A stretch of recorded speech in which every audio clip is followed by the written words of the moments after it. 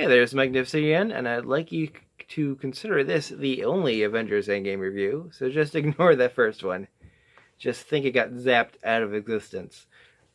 Ah, first off, I would like to say that there will be spoilers in this review, so if you haven't seen the movie or intend to see the movie without getting spoiled, then just go away. I will tell you that I did like the movie.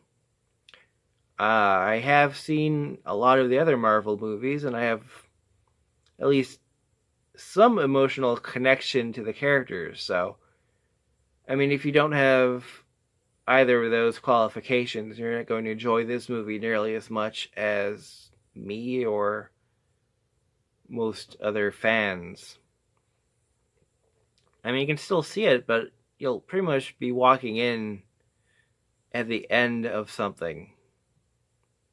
Because this is a culmination of so many character arcs and plot lines and all that for so many characters. I mean, Iron Man and Captain America and Hawkeye and Black Widow are just rendered invalid after this movie. I'm not going to tell you why. And 2 reasons is really sad. And 2 other reasons is not really all that sad.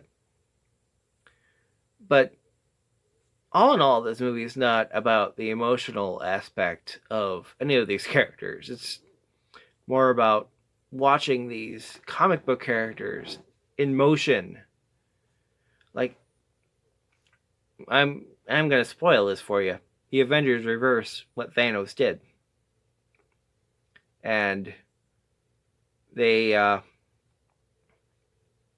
when you find out that they did it, not the first time, because the first time was really quiet, and I liked the first time. But after the first time, you're just waiting for the other shoe to drop.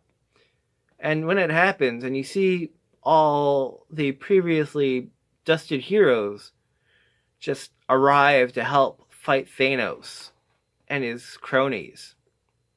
Like, I'm not gonna lie, I almost shed some tears. I don't know why. I just really liked it. I also really liked it when SpiderMan web slung from a Mjolnir to a Pegasus. I never expected to see that in a movie ever in my life, and now I have. Yeah, so the movie is, for what it is really well put together, and if, like, I know there's problems with it. Like, there's too many characters for any new emotional things to happen. And, like, some of the other character relationships don't really get touched upon. I mean, like, Rocket and Groot reconnect, but it's only one scene, and nothing more than that. Like, Rocket's not like, oh, I really missed you, big guy, or whatever.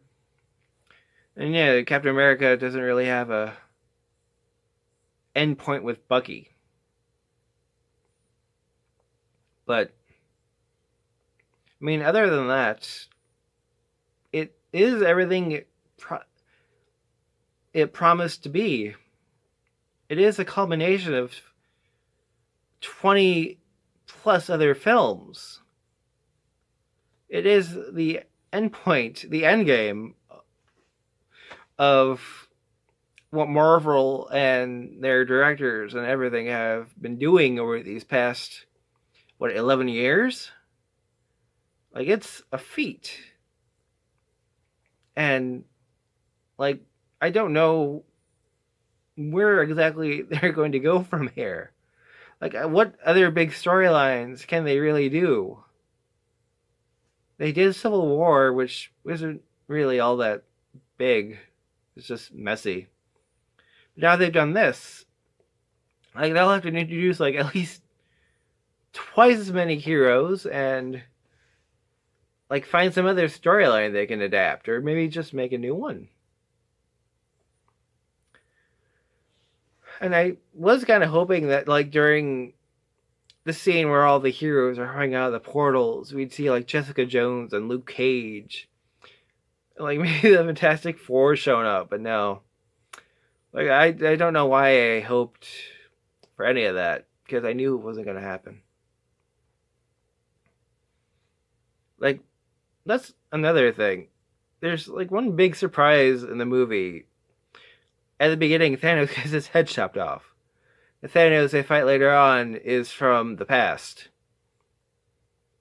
And that's pretty much the only real surprise in this movie. If you've been watching these movies, or really have any solid idea of how movies work, or how comic books work, you know what's going to happen.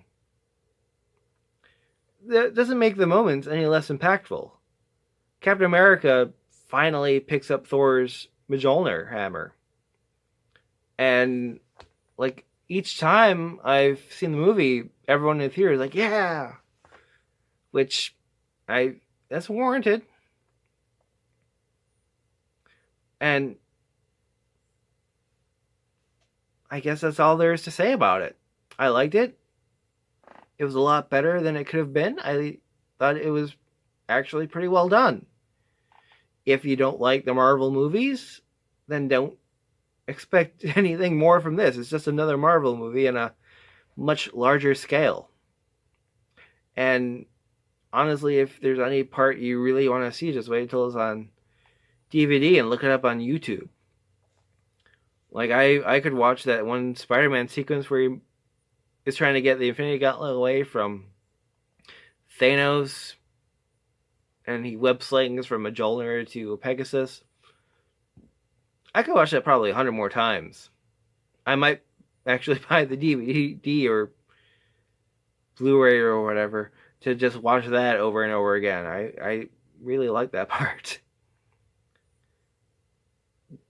Yeah, that's pretty much.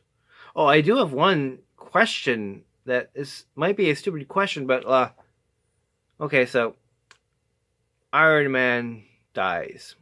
He sacrifices himself to save everyone and defeat Thanos and his army. Because I felt the heroes were doing a pretty good job of taking care of things.